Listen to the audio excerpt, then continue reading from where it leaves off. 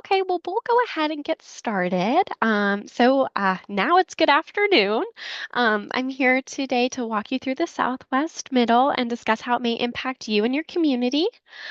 Did either of you have any questions at this time before we jump into the presentation? No, ma'am. Okay, wonderful. I'll go ahead and get started then. So, the reason for developing the community area plans is that Charlotte has been continuously growing for decades and is projected to keep growing. In response to the projected growth, our city adopted the Charlotte Future 2040 Comprehensive Plan in 2021, which defines our 20-year vision for growth and change in Charlotte. The plan essentially calls for future growth to benefit as many people as possible. While the comprehensive plan provides the broad vision for our community, there are other levels of guidance needed to make our vision come to life. This is the planning framework adopted within the comprehensive plan, and it identifies the subsequent levels of guidance needed. Level 2, strategic plans, are citywide documents that provide more details than the comprehensive plan on a particular topic. For example, the Strategic Mobility Plan provides more guidance on how to realize Goal 5, creating safe and equitable mobility choices. Level 3 are the Community Area Plans, which provide more guidance for the appropriate land uses, building form, and infrastructure needed throughout the planned geography. Level 4. Specific plans focus on smaller geographies and provide more guidance for implementation of specific projects. It's important to note that levels 2 through 4 build upon the vision and goals outlined in the comprehensive plan. The community area plan process is essentially about creating complete communities, which means that creating places that integrate housing, job opportunities, and daily goods in an accessible manner. In other words, you live, work, and play in the environment that you live in. Community area plans were developed with a five-phase process that occurred over 2 years. Staff has multiple engagement opportunities in each phase, and the outcomes of each phase has been shared along the way. So you can see that here.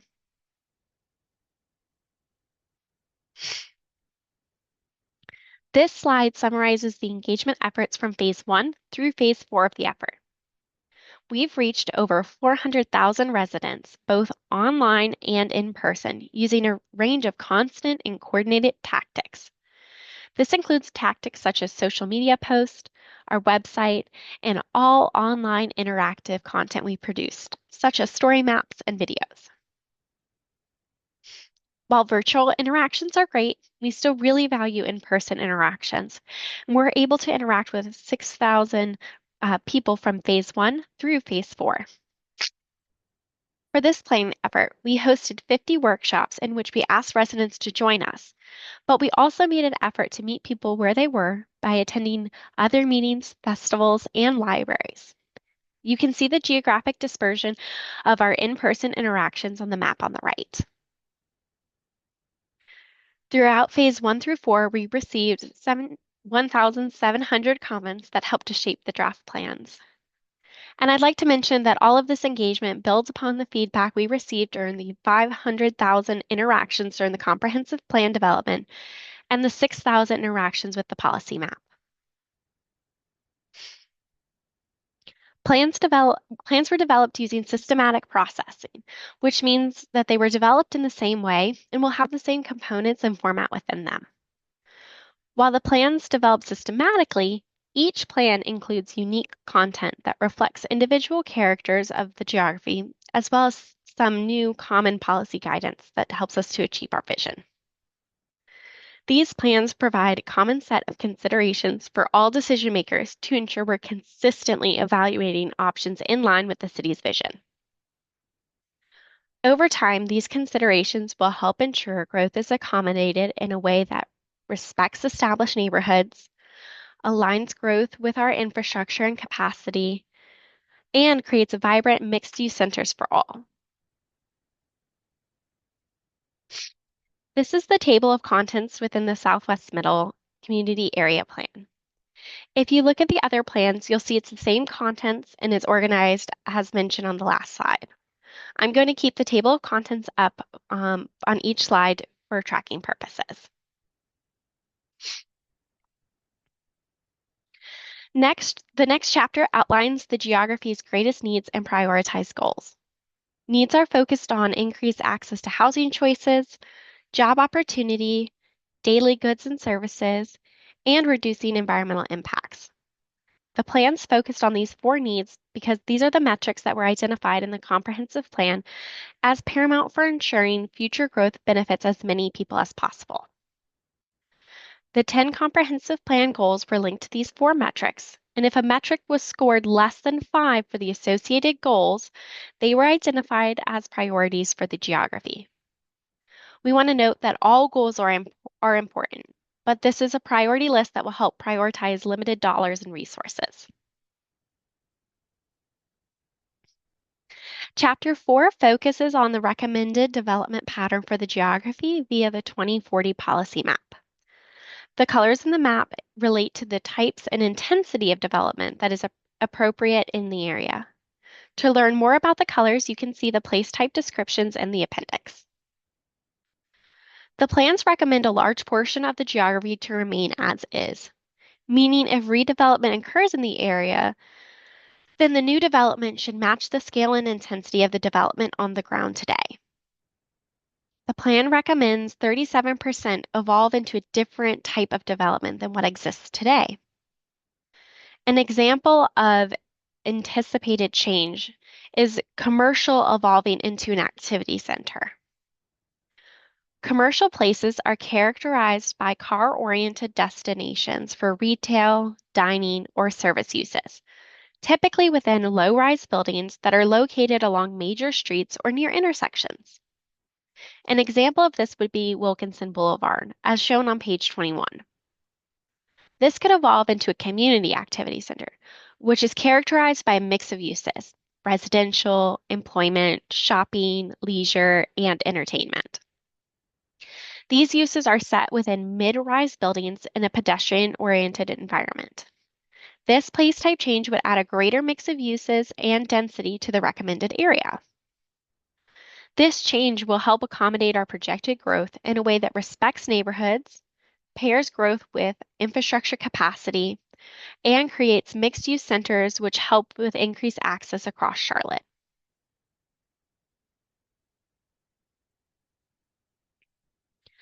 Other pages in Chapter 4 explain how the recommended changes help to advance the geography's priority goals and address their greatest needs.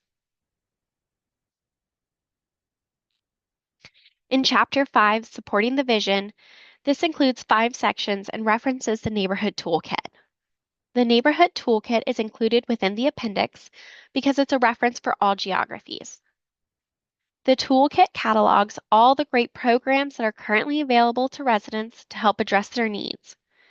The intent is that it's a resource to empower neighborhoods who want to take some action. An example of this would be utilizing the programs neighborhoods can tap into to amenitize a common open space and create a neighborhood park.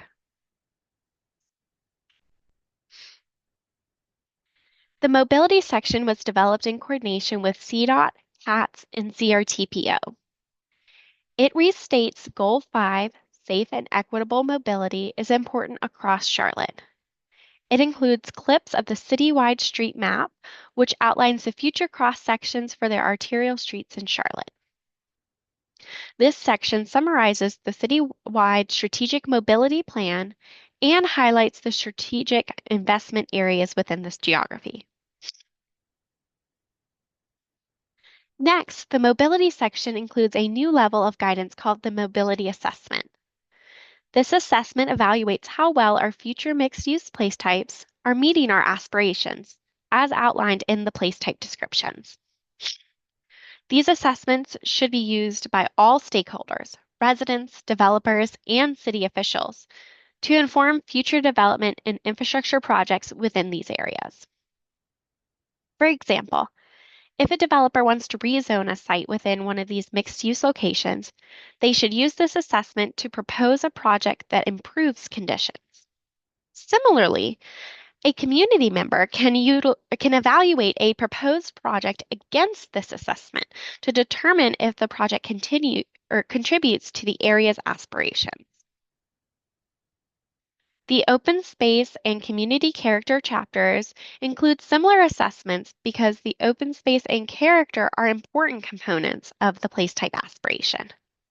For the sake of time, I won't get into those slides, but we can navigate to the online document together if anyone has any questions.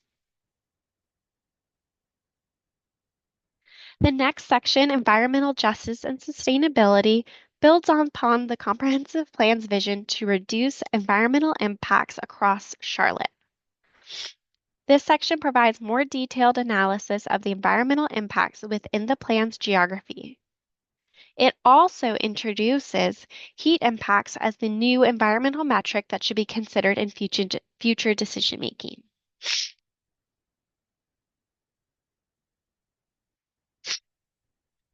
The plans are implemented in multiple ways. The private and public sectors both have roles to play. Plans may be implemented through private development, private and public partnership, capital improvements, and rezonings. Community area plans are important components of the Charlotte Planning Framework, but they are also just one tool in our toolbox. We also have specific plans in the toolbox which focus on smaller geographies and are more implementation focused. We have the ability to develop this guidance if and when needed across the city.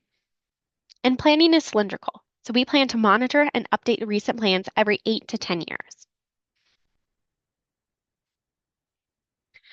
So the next steps for this is that the comment period does close this Friday, July 18th. Comments and staff responses will be posted the following week, July 25th, on the project website. And on Monday, August 4th, the City Council Transportation Planning and Development Committee will receive a presentation on this as well. But currently, the council decision is TBD.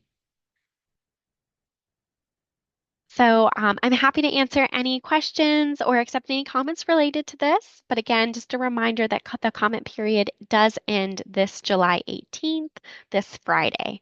Yeah, does anybody have any questions or comments that they'd like to share?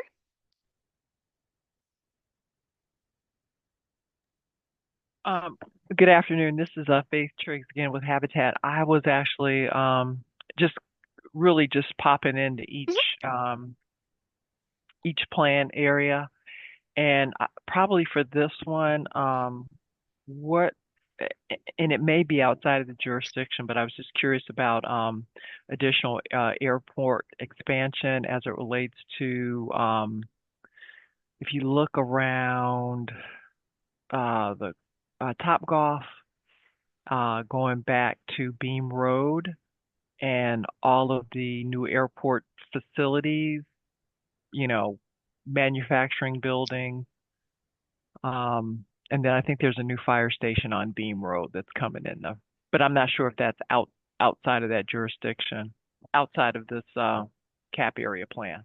Sure. So what I can say is that we definitely acknowledge that neighborhoods are adjacent to those manufacturing areas, which can create those unhealthy conditions and conflict with the comprehensive plan goals of fostering, a healthy and safe, active community. And so to help reduce the existing environmental impacts, the draft plans are recommending to avoid this condition in the future. And so that's in the policies for environmental justice, and I can navigate back to the environmental justice slide here. Um, okay. And so, we recognize that this is a situation that does occur, and as part of the process, during the workshop periods, we had conversations that talked about, are we prioritizing neighborhoods? Are we prioritizing manufacturing? And the community conversation really was that both are important to Charlotte, and that we want to make sure that we avoid the conflicts that are there. And one of those ways would be to increase those buffers, those natural protections between the uses themselves. Um, but we want to also mention that areas where manufacturing is adjacent to neighborhoods, they may be eligible for more future planning efforts, such as the Environmental Justice Action Plan, which would be part of that specific plan. So that next level of guidance that would be a little bit more specific and implementation focused.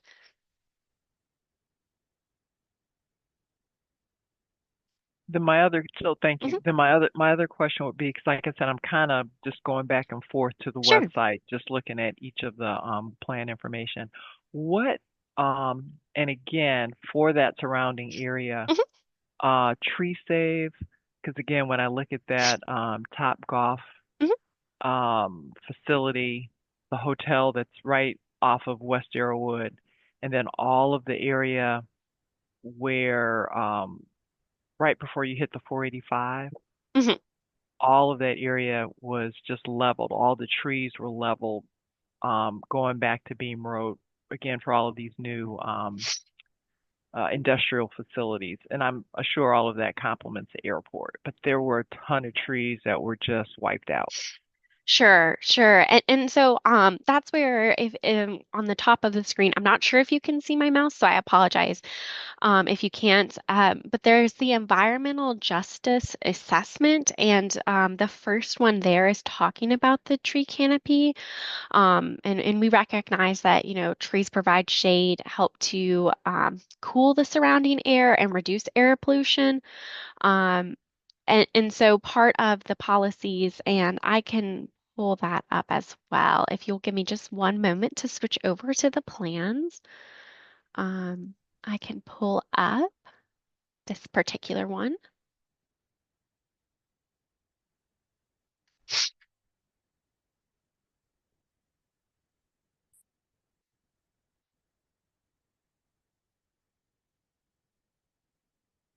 So part of that is, looking at obviously the open space assessment, which it includes that canopy conversation.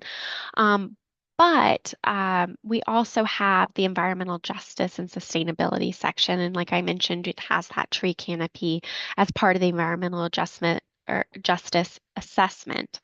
And so some of our policies that we have here are looking at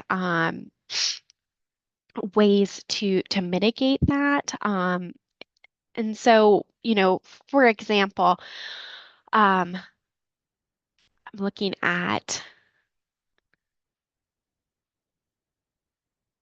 so, for example, EJ4, the policy there is to monitor environmental justice impacts and update the equitable growth framework to include the land surface temperatures.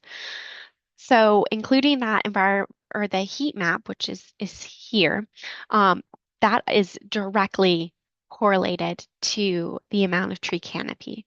And so we would evaluate those petitions, such as like rezonings, for example, that come through for the development and see how it would directly impact the land surface temperature, which again is that tree save canopy. While this isn't the Unified Development Code, so we're not able to implement, for example, additional tree save measures, so 10% of the property or something more specific like that, since this is just policy guidance. But we would look to then this metric as a way to evaluate those petitions as they come in and their impacts on the community. I appreciate you. Thank you, dear. I'm actually going to pop out Okay, because I've got limited time. I'm going to pop into another session, but I appreciate you. Thank you so much. of course. Thank you so much for coming today. Hi, it's us. Hello. This is the first time I've been in a meeting like this, Okay, so welcome. my questions are appropriate for here, but I just want to know what's going on with I'm actually Nation Forward, like at 77, Okay. and I know there's a hotel like near the school. what is it? Audrey Kell, not Audrey Kell. What am I saying? Um, the Language Academy, Okay, East yes. Language Academy. And I hear that they're about to build another apartment complex over there.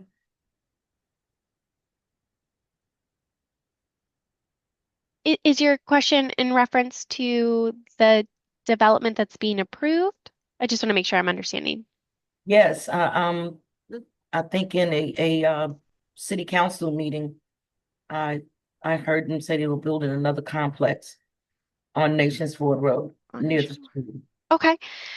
Yeah, so I can definitely connect you with that. That would be that sounds like it's a possible rezoning or the through the land development center.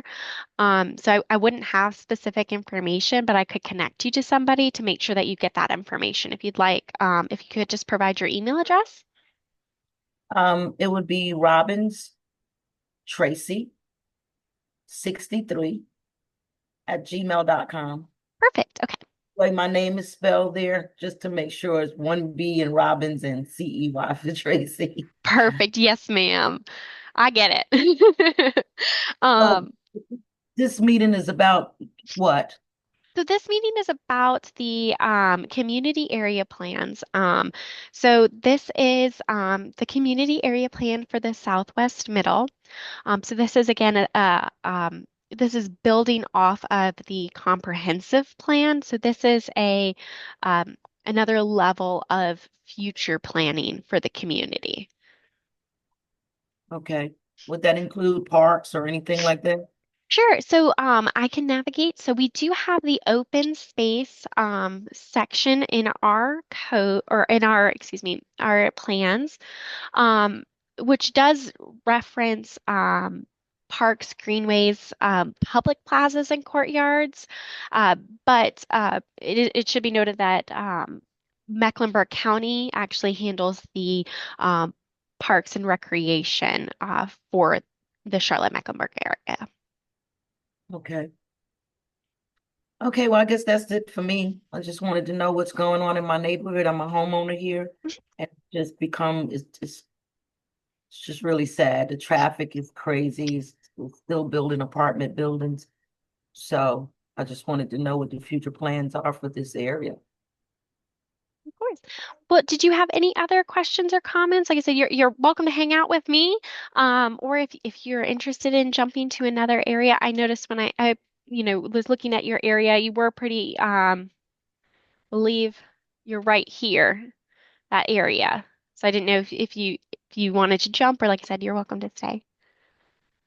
Um, which area would be Still Creek? Steel Creek. South Tryon. Yep. So here's South Tryon here. It goes through South Inner and then Southwest Middle and then also into Southwest Outer. Okay. Well, send me somewhere so I can listen. All right. Well, let's see. We've got, would you prefer Southwest Inner, which is this area, or would you prefer Southwest Outer, this area? I don't know. Um, I don't know. You help me. Well, okay. So it's I'm really up to you. trying to figure it out, let me just see what's going on so I can know how to plan my retirement. Understood. Um, okay. Then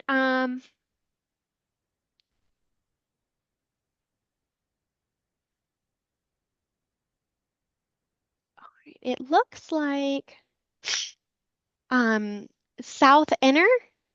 Okay. See, South Inner has a number of people in that room currently, so it looks like there's some conversations going on there. However, Southwest Outer actually has only one other person. If you want to jump to that room, again, it's up to you. Or like I said, I can move you to any room if you'd like. Yeah, I just want to listen in. Let's do Enter. Inner? Okay, yes, ma'am. I will go ahead and transition you to um, South Inner. Just one moment. Thank you. Thank you.